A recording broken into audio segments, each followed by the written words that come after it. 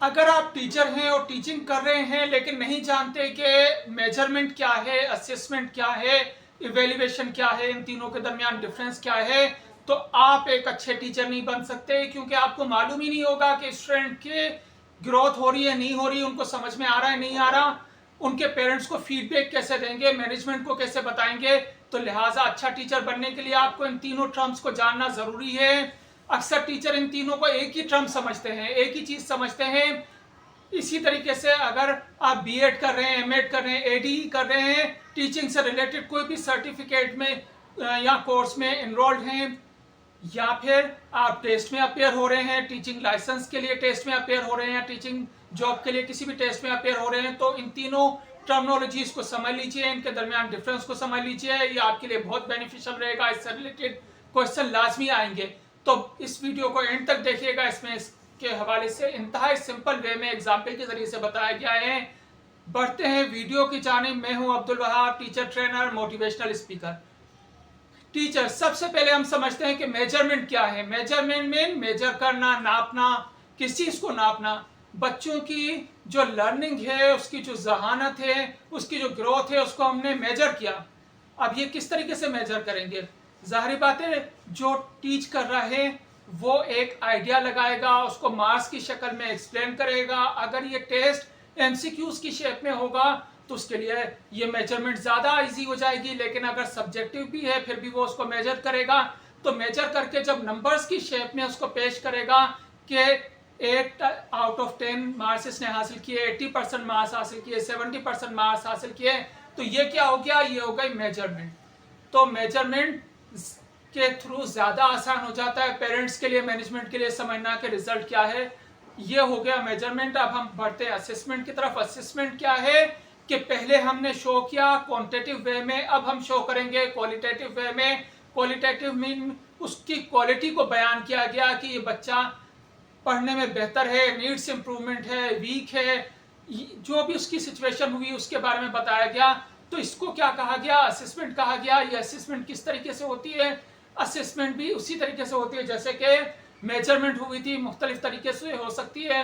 तो जिस तरह से कि इसकी 4 टाइप्स होती हैं, 4 टाइप्स होती हैं, चारों किस्मों के बारे में हम समझेंगे और उसके साथ साथ आपको एग्जाम्पल के जरिए से क्लियर होता चला जाएगा। सबसे पहली होती है प्लेसमेंट असेसमेंट। प्लेसमेंट मकसद उस स्टूडेंट को कहाँ पे प्लेस किया जाए। एडमिशन से पहले एडमिशन टेस्ट लिया गया, एंट्री टेस्ट लिया गया, लेक्चर स्टार्ट होने से पहले उससे प्रीवियस नॉलेज चेक करने के लिए क्वेश्चन किए गए। तो ये सब क्या हो गए? प्लेसमेंट असेसमेंट हो गया। जिसके बाद हमें ये मालूम हो कि उसका एप्टीट्यूड क्या है, वो जो हम चीज़ डिलीवर कर रहे हैं उसके अकॉर्डिंग है, उसके जहनी मयार के मुताबिक, सतह के मुताबिक ये चीज़ हमें डिलीवर करनी चाहिए, या उसको किसी और जगह पे किसी और सब्जेक्ट में एडमिशन देना चाहिए। ये क्या हो गया? प्लेसमेंट असेसमेंट हो गया। प्लेसमेंट असेसमेंट के बाद होता है फॉर्मेटिव असेसमेंट। फॉर्मेटिव मकसद हमने कोर्स स्टार्ट कर दिया, पढ़ाना स्टार्ट कर दिया, टीचिंग स्टार्ट कर दी। अब बच्चों को एक्टिव रखने के लिए, अलर्ट रखने के लिए, टीचर को खुद को भी पता हो कि जो मैं इतनी मेहनत कर रहा हूँ, इतना इफेक्टिव, इतनी एनर्जी वेस्ट कर रहा हूँ या एनर्जी यूटिलाइज कर रहा हूँ, तो ये एनर्जी का कोई नतीजा भी निकल रहा है या नहीं निकल रहा। तो वक्फे वक्फे से जो क्वेश्चन करता रहेगा, अभी लेक्चर कंप्लीट नहीं हुआ, तो ये सब चीज़ें क्या होगा? ये हो गया फॉर्मेटिव असेसमेंट।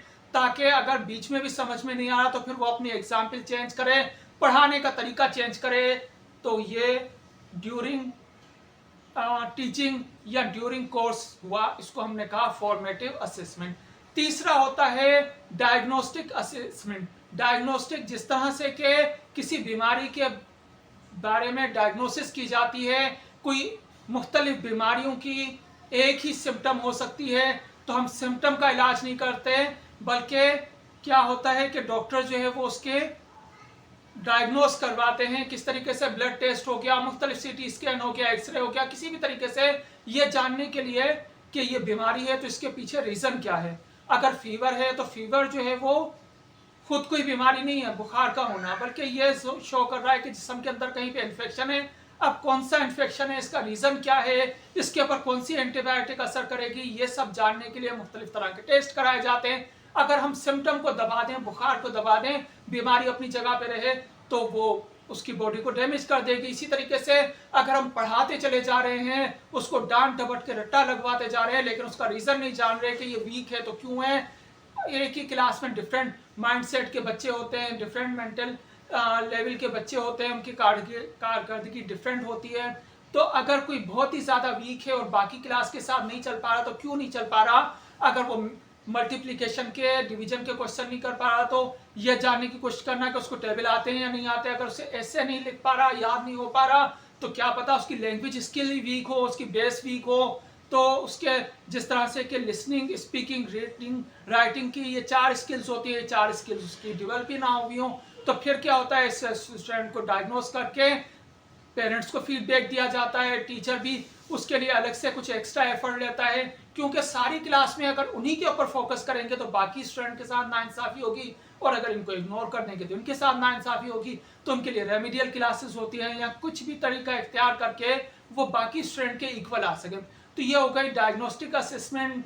नेक्स्ट और यानी कि चौथी किस्म होती है असेसमेंट की, जो होती है समेटिव असेसमेंट। समेटिव मकसद जिस तरह से किसी चीज़ को हम सबमिट करते हैं, किसी रिपोर्ट को सबमिट करते हैं, तो ये क्या होता है, लेक्चर के डिलीवर करने के बाद होता है, टर्म के कंप्लीट होने के बाद होता है। कोई भी हमने एक मंथली टेस्ट हो गया, वीकली टेस्ट हो गया, जिसके बाद हमने उससे टेस्ट लिया, आप उसको समझा नहीं रहे बल्कि उसकी अंडरस्टैंडिंग चेक कर रहे हैं, तो ये अंडरस्टैंडिंग चेक करने के बाद टीचर ने अपने जहन में राय कायम की, ये हो गई समेटिव असेसमेंट। और समेटिव असेसमेंट के बाद अभी भी टाइम है, वो इम्प्रूवमेंट की कोशिश करता रहेगा, लेकिन हर चीज़ का जैसे करिकुलम डिलीवर करने का, सिलेबस पढ़ाने का एक टाइम फ्रेम होता है, हमेशा तो वो नहीं पढ़ाता रहेगा। तो जितना टाइम उसके लिए सबके लिए फिक्स था वो टाइम कंप्लीट हो गया, और अब जो है वो फाइनल टर्म के एग्ज़ाम हो रहे हैं, एग्जामिनेशन कंडक्ट किए जा रहे हैं, उसमें कुछ भी बताया नहीं जाएगा, सिर्फ स्टूडेंट से पूछा जाएगा।